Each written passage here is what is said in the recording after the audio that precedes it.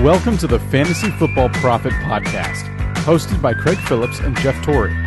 Visit us at fantasyfootballprofit.com. And now your hosts, Craig and Jeff. Welcome everyone to the Fantasy Football Profit Podcast. I'm Craig Phillips, joined as always by Jeff Torrey. And today we have a little mini mailbag episode for you. We're going to keep our little mini episodes going, and we had a few questions come in here over the last couple of days that we figured make a little short episode about them, just to give them, proper, we can actually talk about them a little bit, not be rushed in our actual episode. So we might as well get right into these questions. There's some definitely variety here in our questions. So I'm going to start off with Charles. 2 weeks in a row, Charles has gotten on the show with questions. I actually had one last week as well. So he came back with another question for us. Basically, he's asking us a keeper question. He's in a PPR league. He gets one keeper. He also has the number one overall pick, which is nice. So he's going to be able to get a really good player, which he says looks like the big three running backs are kept.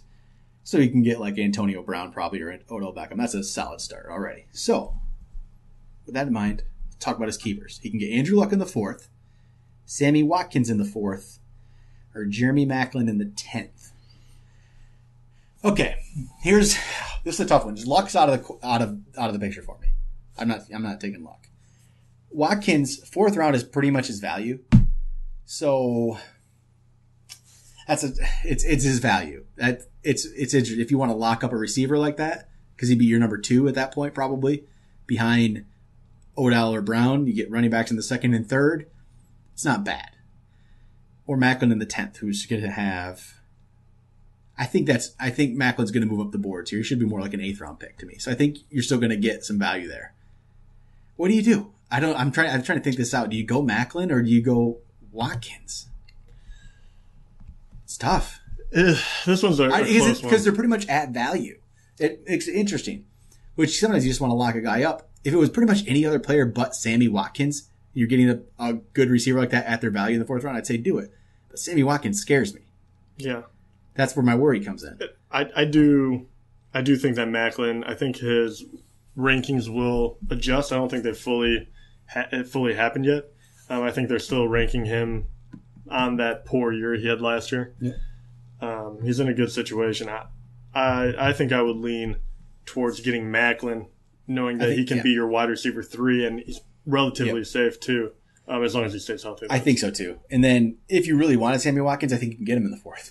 Yeah, I do too. And once again, I don't know if I do that because he scares me. He does. He scares me. And that's why I'd probably want a safer option, which, man, yeah, Watkins he scares me. He just scares me this year. At a wide receiver 2, he scares me. He does. And he's going to be a wide receiver 2 on most teams.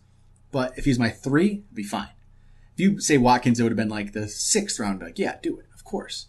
But in the 4th, I think that you're passing up somebody really good. Yeah, and that's the problem with the people that are still on the board at that time. Yes. But yeah, I think you're right. At 6th, I think it changes the whole conversation, and you're able to maybe take that risk. And I think it would still be a debate for me, but yeah, I think that would be the shift that you would need. Yeah, and Luck in the 4th. It's just with all the news lately, we're not going to know enough. You're not going to know enough to take a 4th, because 4th is to me that's high end quarterback value. Yeah, I don't want to do it anyway. Even with Rodgers, I would have done it, but I've been like, Luck, no way.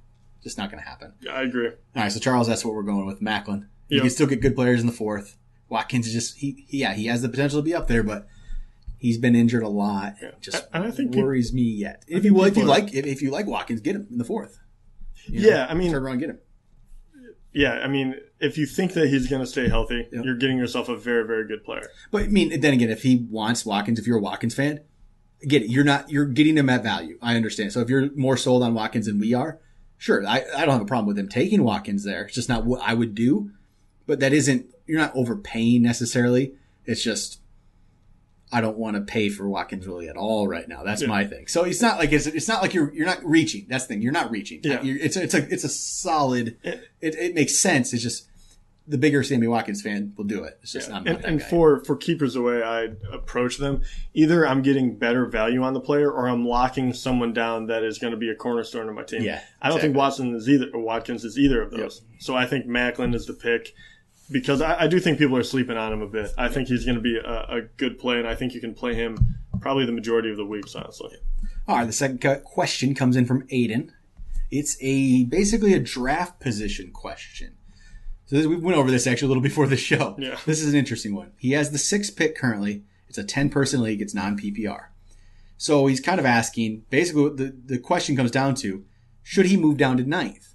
Take the 9th. So I'm assuming, he doesn't say it, but I'm assuming he would just swap with whoever is 9th. So we'd get like the 9th and 12th instead of the 6th and like 15th or whatever that is. So he'd just basically make that switch. So what he's saying is that way he can move down to draft 2 great players then in that 9th pick and that 12th pick, which would be, like he says, LaShawn McCoy, Jordy Nelson, Melvin Gordon. Here's where it comes down to for me. If you know your league well enough and you think McCoy or Gordon will be there at 9, like that pretty much that means that it would have to mean that you got the big 3 running backs go, right? Let's see here. I'm trying to think this one out. I don't know if they'll be there at 9. Think about this. The big 3 running backs go, and then basically what? For sure the big 3 receivers, which in the consensus ranks is Antonio Brown, Julio, Odell. Those guys go. All right? Yep.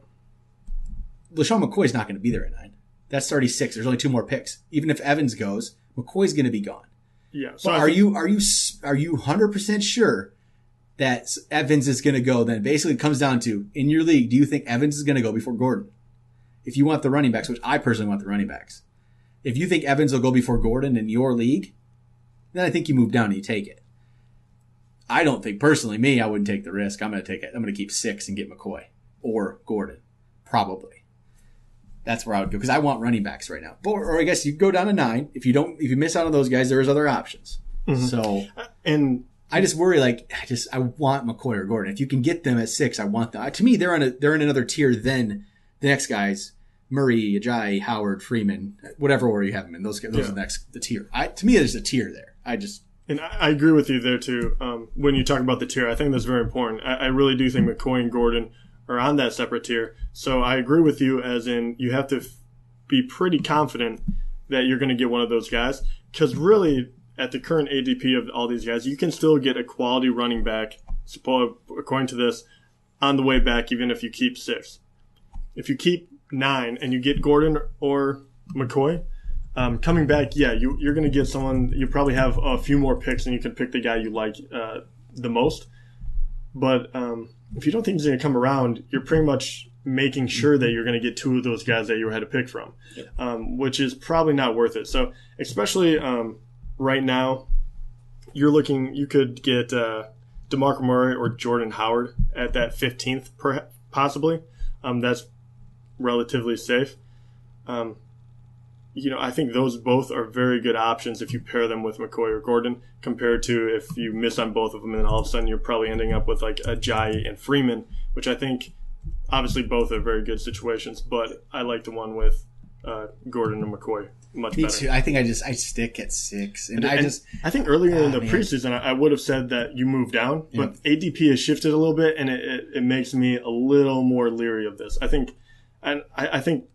running back being a commodity is not exactly, is not exactly a theory people are astonished about anymore. You do hear people going wide receiver heavy, but in that first round, I think people know that running back that's where you're going to get them. Yep. So I think they're going higher than they were in the beginning of the season. So I want to lock up one of those guys. That's where it is for me. Last question comes in from Mike. Basically, he's in a best ball league, which we have not talked about best ball fantasy football at all here. So we're just kind of asking strategies for best ball, stuff like that. All right, so here's my thing for best ball. It's the difference is, I guess, you draft one team, and a lot of them, there's some different ways that people play, but it's usually you get the best weeks. Whoever has their best weeks that week is in your lineup automatically. So it kind of favors some of those guys who are hit or miss, like a Deshaun Jackson would have been. Like he actually is worthwhile because those hits, you get those weeks where he hits. The ones he misses, he just misses, no big deal. You get those weeks that hit. So those kind of guys end up being a little more valuable. To me, that I don't know if that's Jackson this year, but it could be like a Brandon Cooks. Used to be like that. He could be more valuable to me in this league because I think he'll have some really big weeks. So I guess you kind of might value those guys a little bit more. Don't go crazy though with it. Just look through the league and see guys who are going to have big weeks like that. But when it comes down to it, it's still fantasy football, and the best players are going to be the best players, and that's where it is for me. I don't change my strategy too much. I don't know if this one, I don't have like the settings for his league in front of me. So if it's a 2-quarterback league, like some of these best balls are, you just get, load up on quarterbacks, obviously. But I think it's fantasy football, best ball or not, get the best players. Towards the end, this is where it changes. Towards the end of the draft, maybe middle rounds, end of the draft, you start taking more chances on guys who could really break out and all of a sudden be amazing because you're not going to get a chance to. Mm-hmm. There's no waivers. So, that's pretty much it. That's how I would say. You haven't been in any best ball leagues yet, so no. But that's pretty much it, right? You get the best players. You might take a couple more chances later on. Yeah, I don't think it changes the first 5 rounds at all. Not at all. I don't think it touches them. But yeah, I think especially for players that, I think it helps like Sammy Watkins out a bit. Yep. Martavis Bryant. Yep. Players like that who have the really big game ability. And your bench is more important than ever, honestly, because you don't have to say your lineup, so you don't have to worry.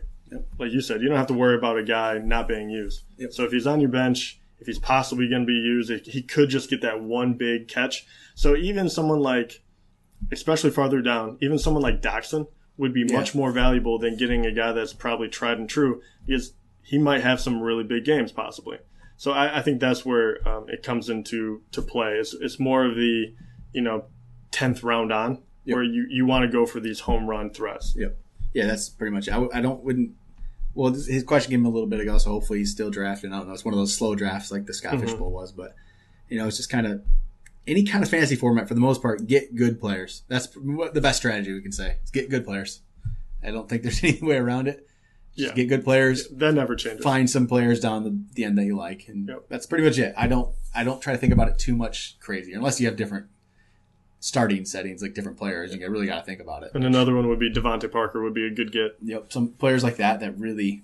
And the tight ends as well. I think that but by position, I think tight end might be the one, especially if you don't get one. If you don't get a Gronk, I think you could almost pair him up and you go like Ebron, Hunter Henry, or one of those guys can have big weeks. Exactly. So I think it's easier by that. So I think tight end is a place where you can reach a bit more.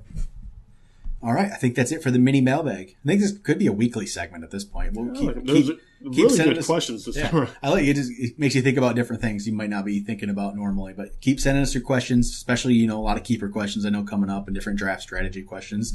Keep sending them to us. We'll definitely talk about them on the show or email you back. But most part, we'll try to get as many onto the shows as we can.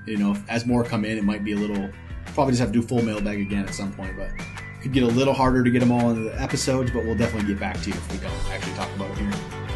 We'll talk to you guys next time.